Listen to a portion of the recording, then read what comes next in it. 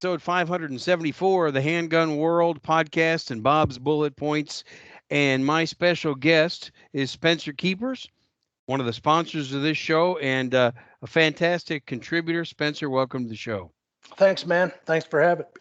Well, it's always a pleasure. You always have great things to say. I get good reviews on the interviews with you, so that's why I keep bringing you back. Oh, And that's humbling. I appreciate that. you know what?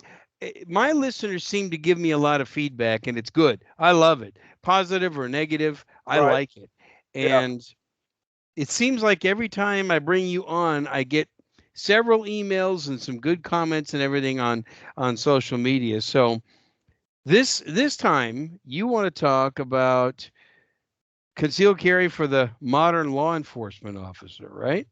Yes, sir. Yeah.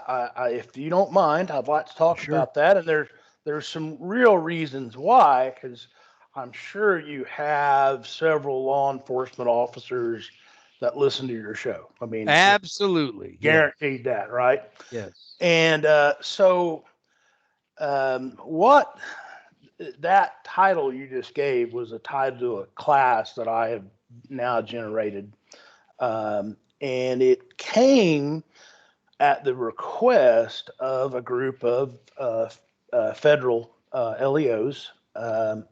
And, I've got some guys like you that follow you, a few guys follow me. And, I've got good and bad reviews on the internet, depending on who you want to listen to. um, Well, the but internet's interesting. You know, the internet gives everyone a voice, but it doesn't give everybody a brain. yeah, yeah, there is that, and um, you know, it, it the shooting industry is a very very interesting community, and unfortunately, I have had opportunity through no intent on my own of making some people pretty mad at me through like Me too. a lot. I just don't understand how I do it. But on the flip side of that, I have some guys that On the gals positive that side. yeah that really enjoy my stuff, and this happened to be one of those guys, and he wanted me to set this class up, and so I did that. Went up to Detroit and taught 2 days for the dot government, and which was fascinating for me. I mean, just absolutely fascinating. I've done a couple other all like all law enforcement only classes. I did here a few years. Well, it's been like 5 or 6 years ago now. Actually, I did 2 one-day classes for the Poto, Oklahoma Police Department, Hmm. and another same kind of deal. Had a friend of mine that had actually gone back to work for them, and just begged me to come do some classes for his guys, and did that. And the irony of that one was he didn't get to come take either class. He got called out, and just his schedule just got completely blown up. Well, so talk about that class. So Before we started this interview, you had some pretty interesting points. Talk about those. So, so one of the things that I learned, especially in this last class, is though I had some very elite level law enforcement officers in the class, SRT team members, uh, two of what I was told there's like only 7 or 8 of in the state of Michigan. Um, and then some others had a one NOAA cop, if you can believe that. I thought that was very interesting, and he does a lot of stuff with fishery, is what I found out. But all of these guys are plain clothes a lot. So they are toting a gun around concealed just like you and I do every day. So of course they have credentials for that. But the thing that I found out that just shocked me, why I was shocked, I don't know, because I probably shouldn't have been, but none of them, other than kind of the guy that put the class together, really practiced from concealment. That's And amazing. and it was very interesting because, like, when we started out, and I started out like with some pretty hard, well, very hard drills, like straight out of the gate. So they could kind of get a level of, hey, this is what you can do. This is what I can do from concealment. These are attainable goals. Hmm. The keeper test, the the super test, the which includes the test in it, but some very high level drills and skills right out of the gate. And so what that kind of did was it got those guys to really start to ask questions. And And you found that most of them had not done any concealed training.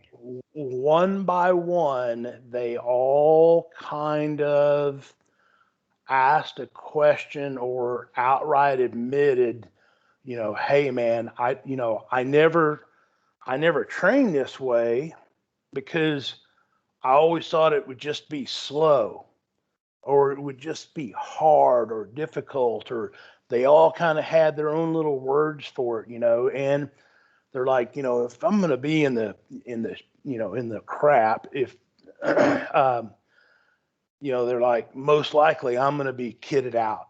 I'm going to be called out to call out SWAT team, members and all that stuff, right?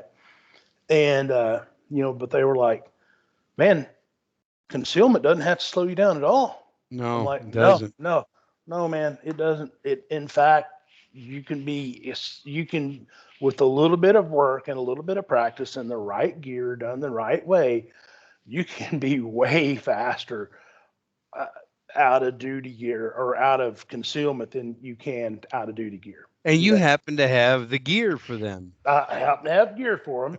Interestingly enough, there was a few of them that made good of the discount option that I gave those guys, and they had good gear when I got there. Good.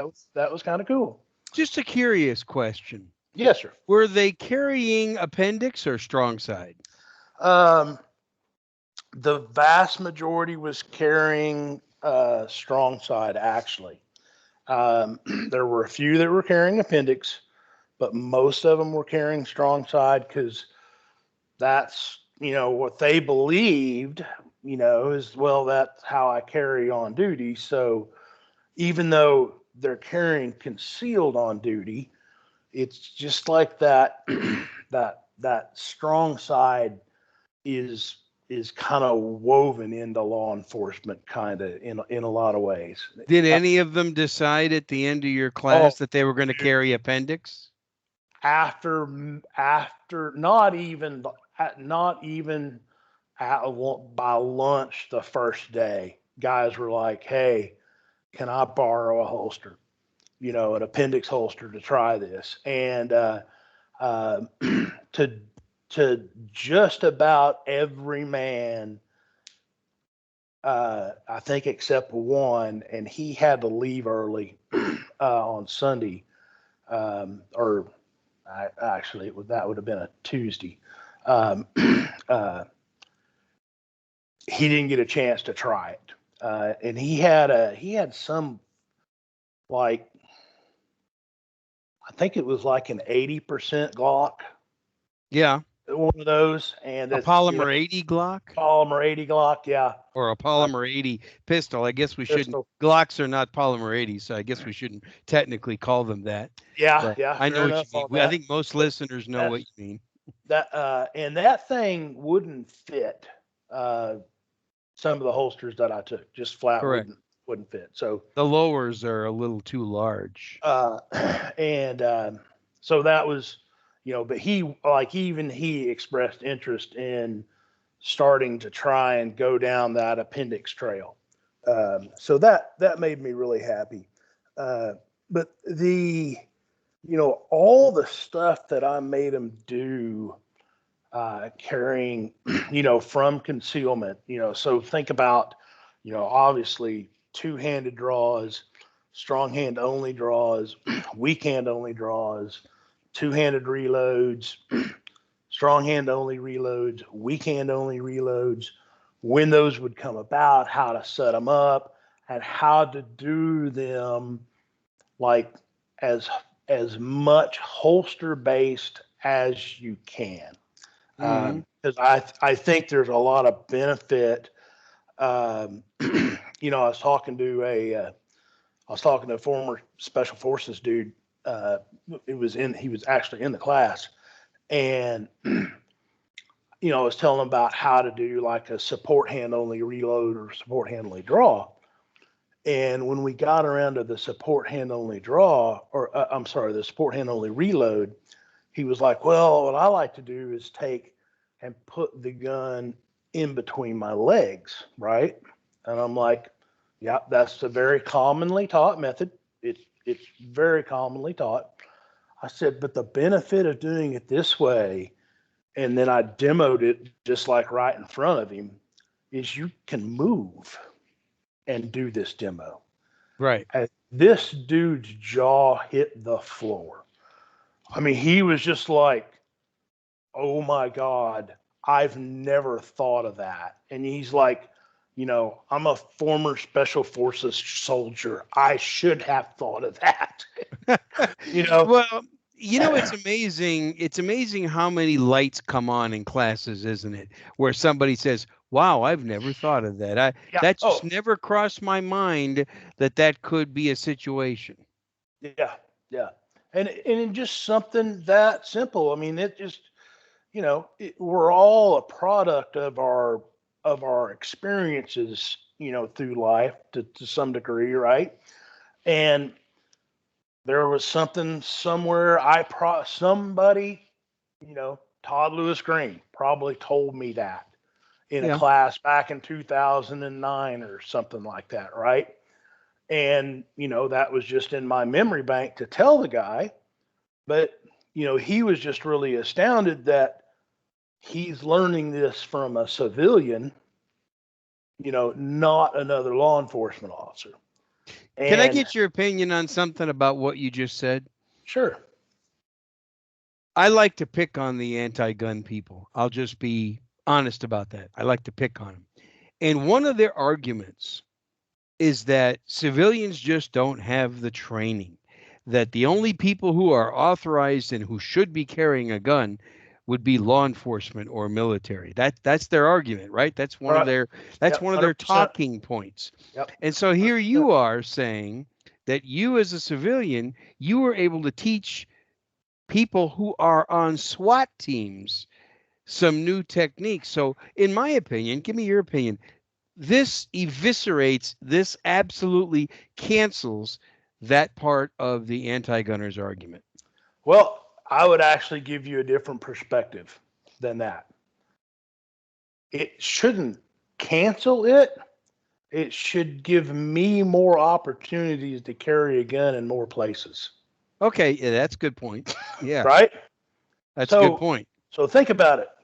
In an ideal situation, if if the government wants to mandate training, then you give me a standard that is a current standard, and if I can meet or exceed that standard, like say a federal air marshal, right, gets to carry a gun on a plane. Well, give me an option where I can take enough training, right, within reason, right, and I can perform at the level they're required to perform at. Correct. Why can't I carry a gun on a plane? Yeah, I think that's good. Now, I'm not a big favor of the government mandating any kind of training, but Neither am I, but yeah. and I may have kind of chosen my Oh, words. that's okay. No, we understand.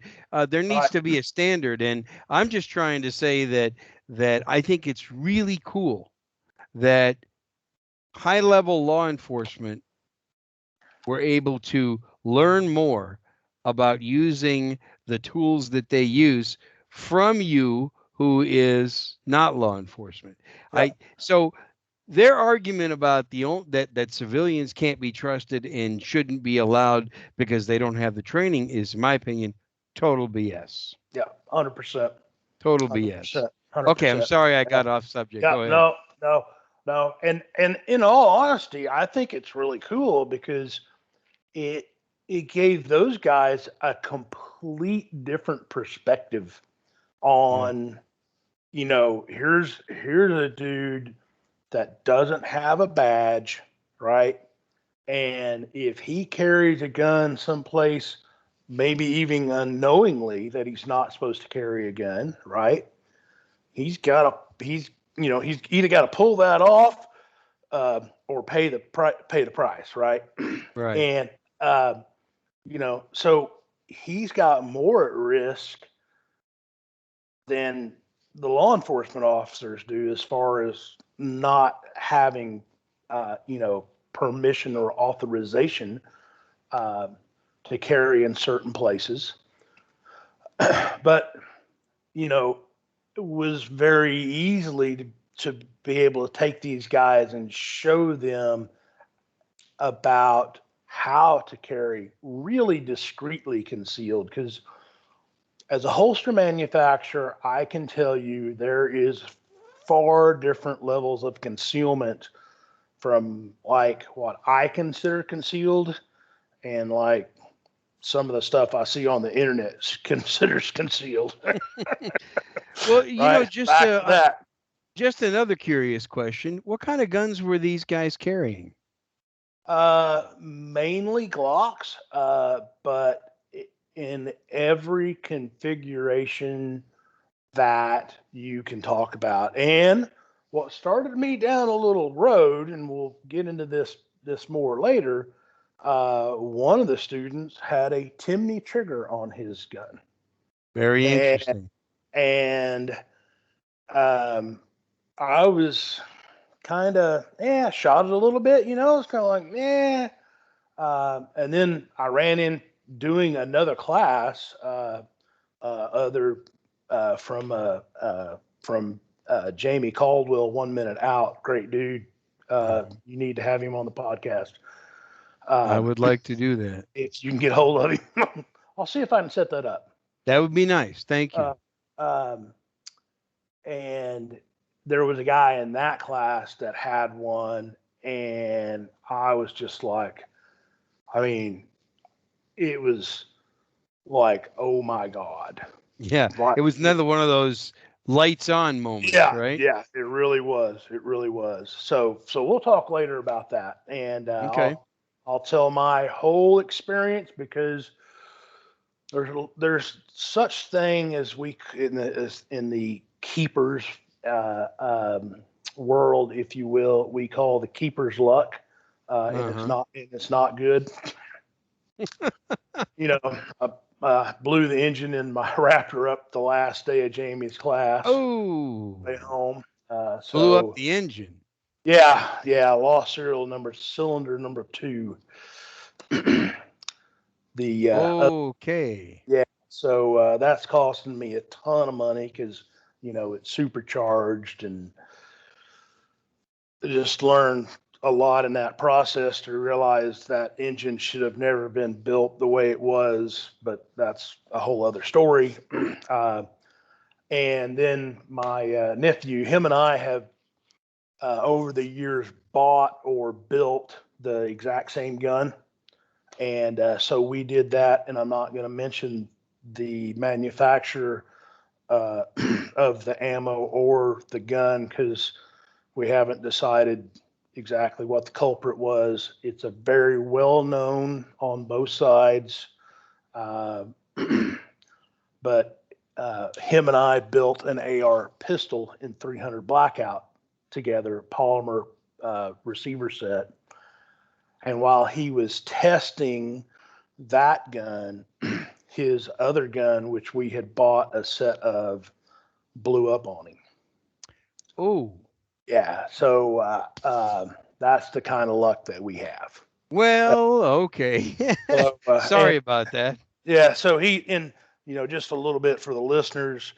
Um, he's got a really cool uncle that's gotten him in a lot of cool training classes. And he spent 10 years in the 45th Infantry Reserve Division here in Oklahoma.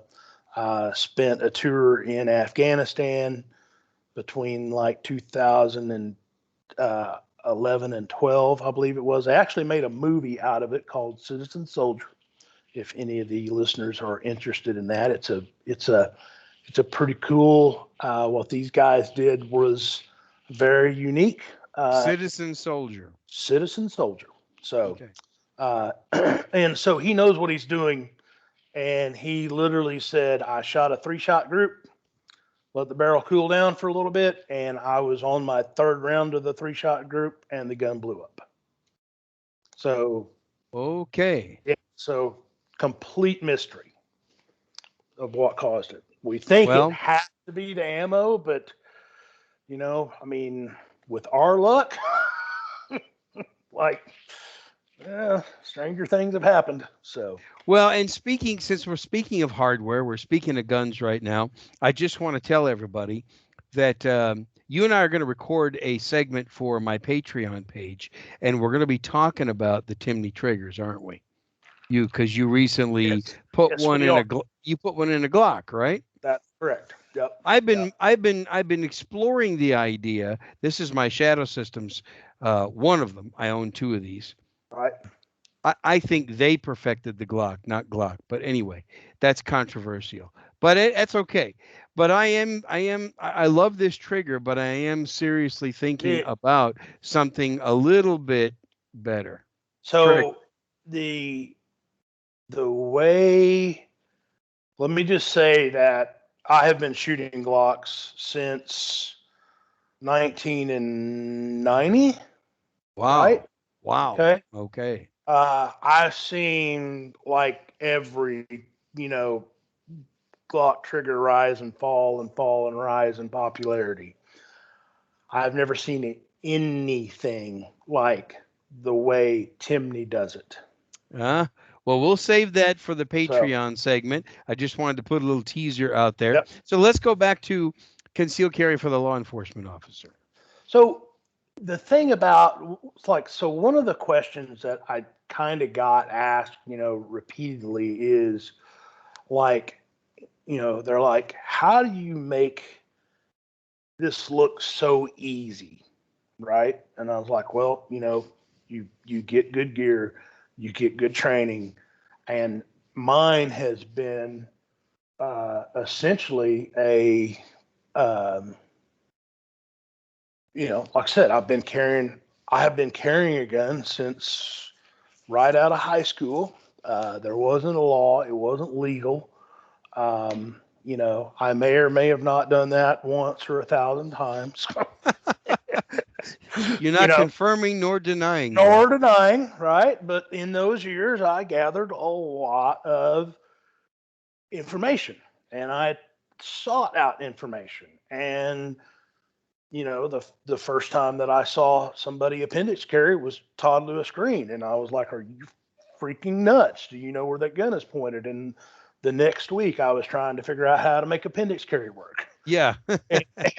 And, so I was able to just relay the information very easily to these guys about, hey, look for these things, right? And your listeners we've talked about these things in other podcasts on here with you. Yes, we Uh, have. so it was easy for me to convey to them, hey, start looking for this stuff. And then, like as I kind of said, as the class went on, they just, they just ate it up because it was them doing something they've never really done that much of or at all in a lot of them, in a lot of their just flat out admissions. Um, and So it was really cool for me to kind of be able to guide them through that. And then since then, I've had some of the guys hit me up and, help them a little bit with gear choices and, stuff like that. But it just put them on a whole new level of capability. Oh yeah. Yeah, And that's that kind of cool. that was one of the other things that I saw that was really cool, because not only could I like teach them all the concealment stuff, now I can take what I've taught them and we can start talking about that high performance concealed carry that I'm all about. You know, Yeah. sub-second draws, which do you need one? No. But would you want more or less strength in a fight? Why always more, right? Right? Why would you want Why would less? you want less?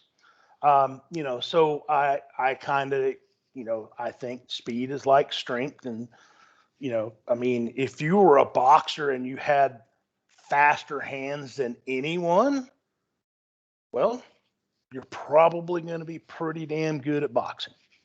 You Well, know, that's a great analogy because, that's what they used to say about some of the great fighters of old, especially Ali. They used to talk about how quick his hands were. right?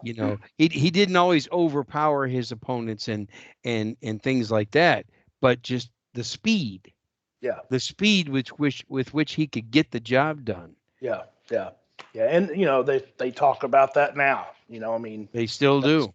I'm sure there were some centurions sent, back in the Roman days watching bare knuckled fighting, and going, man, that dude's hands fast. you I'll know, bet there isn't anybody watching this video, or there's not anybody that's listening to this audio podcast that's thinking, well, I'd like to be a little bit slower and a little less efficient. right? Yeah, yeah, yeah, hundred So, percent. so your students in this learned about speed. So they learned about speed, but they learned about being efficient from concealment and how to make that essentially how to make that fast, right? And how to make Hmm. that robust. Because there is a thing about drawing from concealment. It can be like blinding fast or it can be like super robust, and you really actually get to pick which method you want to use, right? Uh, so was able to kind of show them those things, um, and and get them to the point where they were performing at a high level, a very high level. So, like I had guys that shot the super test in the 290s. Wow. And so Okay. and for people, the listeners that may not know, that test was done by Wayne Dobbs and Daryl Bloke. It involves uh, three 10-round segments. So it's shot on a B8 bullseye. So it's a 300-point possible. You shoot you shoot at 15 yards, 10 rounds at each yardage in 15 seconds. Then 10 rounds in 10 seconds at 10 yards, commonly called the test. And then you shoot um, 10 rounds in 5 seconds at 5 yards. So Okay. you're really blending a really big skill set of what you can do with a handgun, and you're having to really understand what the sights need to look like and what you need to be doing with the trigger to shoot in the 290s. Anybody that can shoot the super test in the 290s, um, I would just almost argue with you to some degree, um, that they could focus on some other things if they had holes in their system somewhere else they wanted to fill, right? Okay. Okay. So,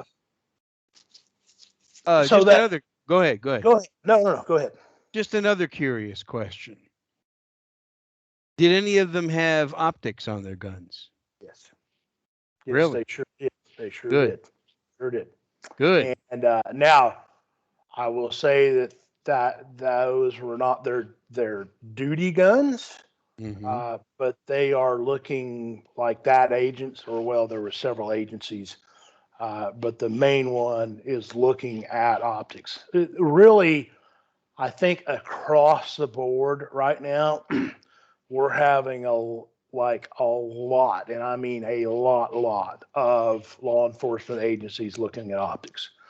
Because Good. one of the things a lot of people don't know, and this is pretty scary, like 2 years ago when I took a class here locally, but it had a bunch of LEs from around the country in it.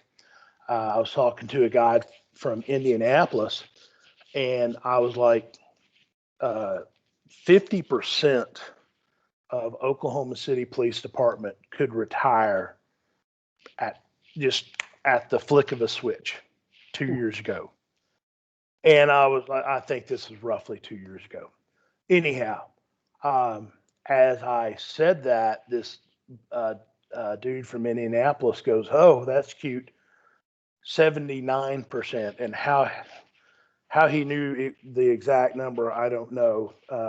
But he was like 79% of Indianapolis PD could retire.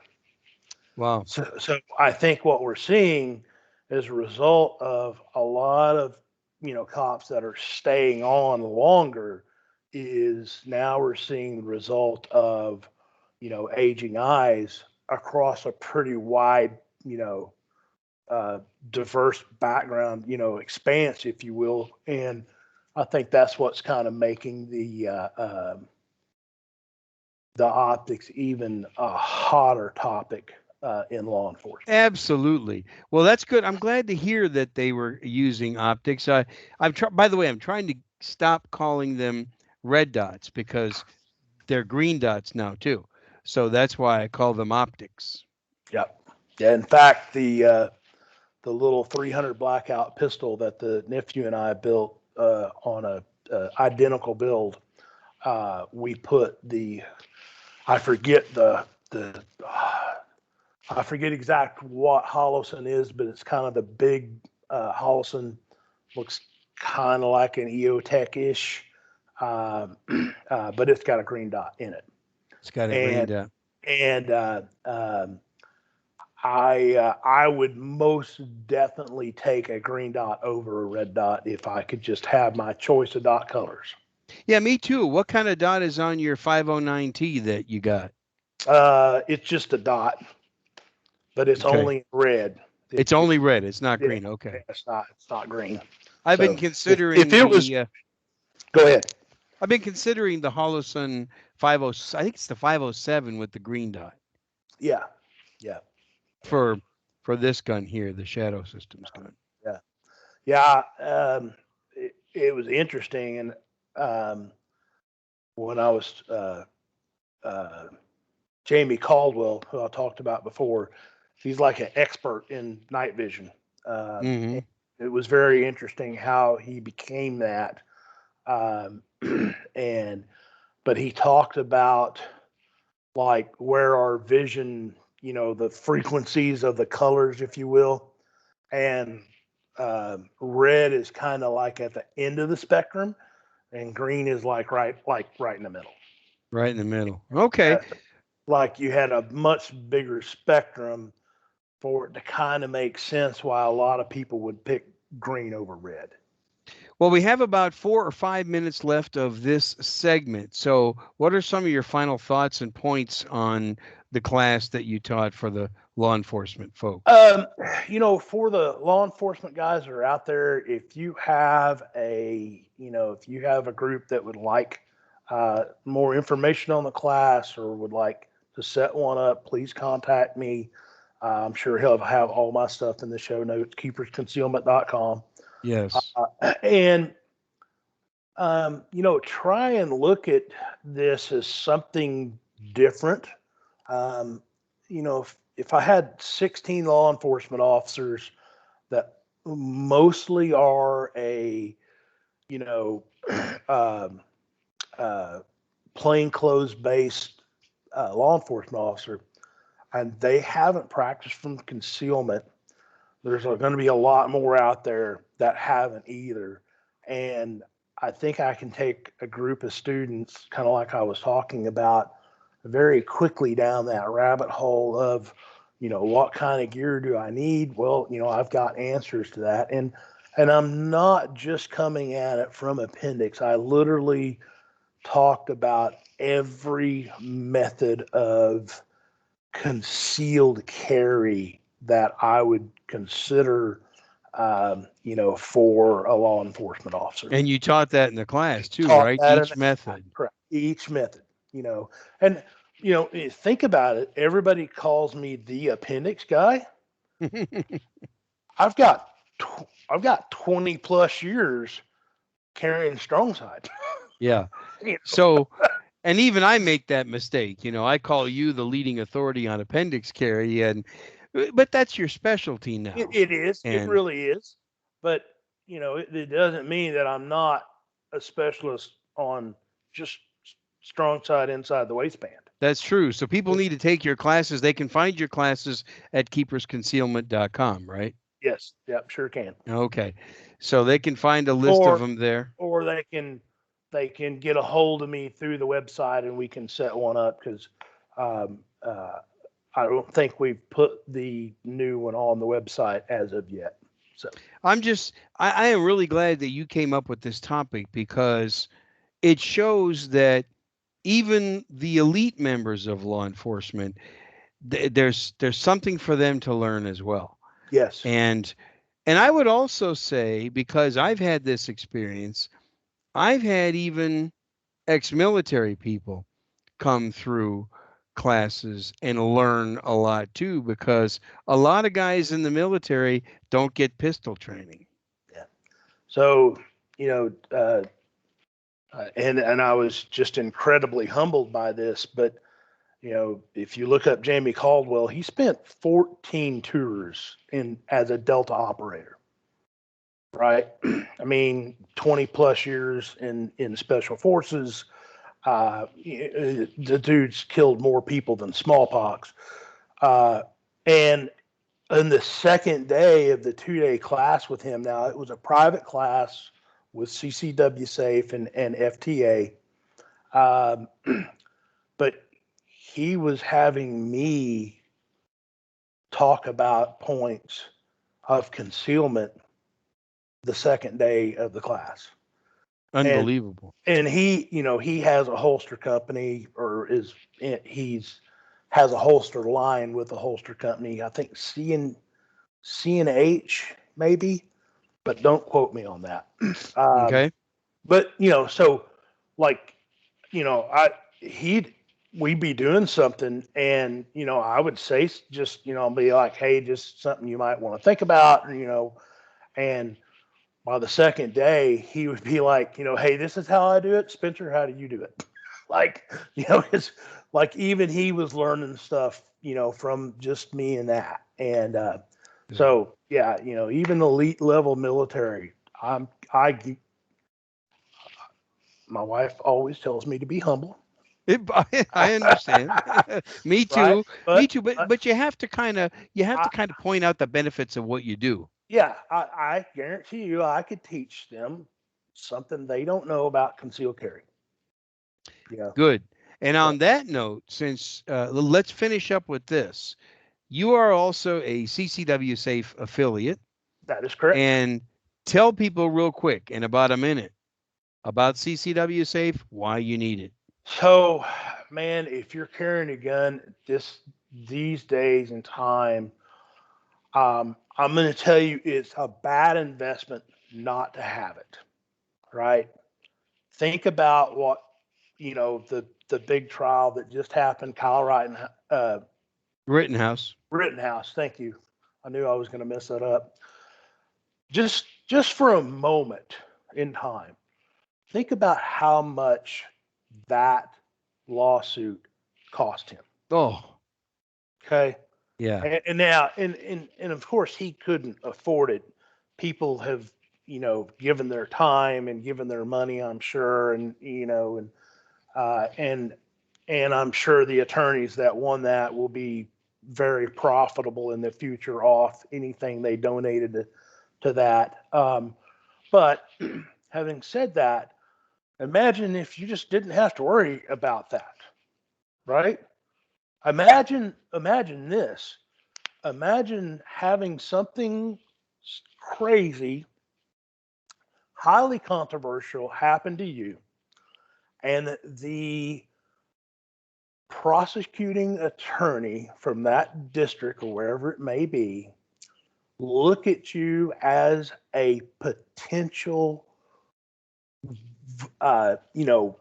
criminal, Yeah. and try and prosecute you criminally for what you did, and them look at you and go, "Oh, you know what, man, that guy's got CCW safe. I don't know that I want. I don't know that I want to mess with that." That's an interesting point. That's Case closed. I guarantee you that is a valid point. It is a Why very valid point. why CCW safe? Guys, they are quite simply the best in the business. I know most all of the guys personally now that I've been involved with it for now several years. Um, there's there's literally no one else I would call. And in the show notes, viewers and listeners, they get a discount by using the coupon code or the discount code, whatever you want to call it, KC10 off. AC10 off. Yep. And that's going to be, if you forget that, it's in the show notes. Go back to this video or go back to the audio podcast and use KC10 off at checkout. You're looking for something that you can't find someone to buy? Buy them a 1 year membership for Keeper's Concealment for It's Christmas coming Christmas up. time. It's Right. Christmas time. Use code KC10 off. There you go. There you go. Okay, Spencer, thanks for once again joining my show. I appreciate that. Yes, In sir. a few moments, I'm going to be calling you back so that we can do the segment for the Patreon listeners. I'm looking forward to that. Oh yeah, and let's a little teaser again. We're going to be talking about your Timney trigger in your Glock. We are going to be talking about that Timney trigger and this Glock right here. What is that? That's a Glock 17 Gen 5 MOS, right? That is correct, with a KKM barrel and comp. Whew, that looks cool. And which Holosun optic is that? 509T Gen 1. 509T Gen 1. That's a red dot. That's correct. And I see you've got some co-witnessed iron sights. What are those? Actually, these are the stock night sights, but they're so close. And me kind of understanding what I know about sight pictures, they're close enough that I'm okay with them right now. I will. As I gain more trust in this whole setup, I probably will change those, and of course the other set that I have on my other one to a a very minimalist co-witness. So I think having an absolute true co-witness backup sight on a red dot is we got rid of our front sight post on our ARs because they took up too much space. The same thing we'll learn on these. Yeah, I'm with you on that. Spencer, again, thanks for joining the show. Everybody that's watching, everybody that's listening, please like and subscribe to this channel or subscribe to the audio podcast. Put some comments down here if you want. Check out the coupon codes. And thanks for watching. Spencer, I'll be calling you back soon, okay? All right, sounds good. Later.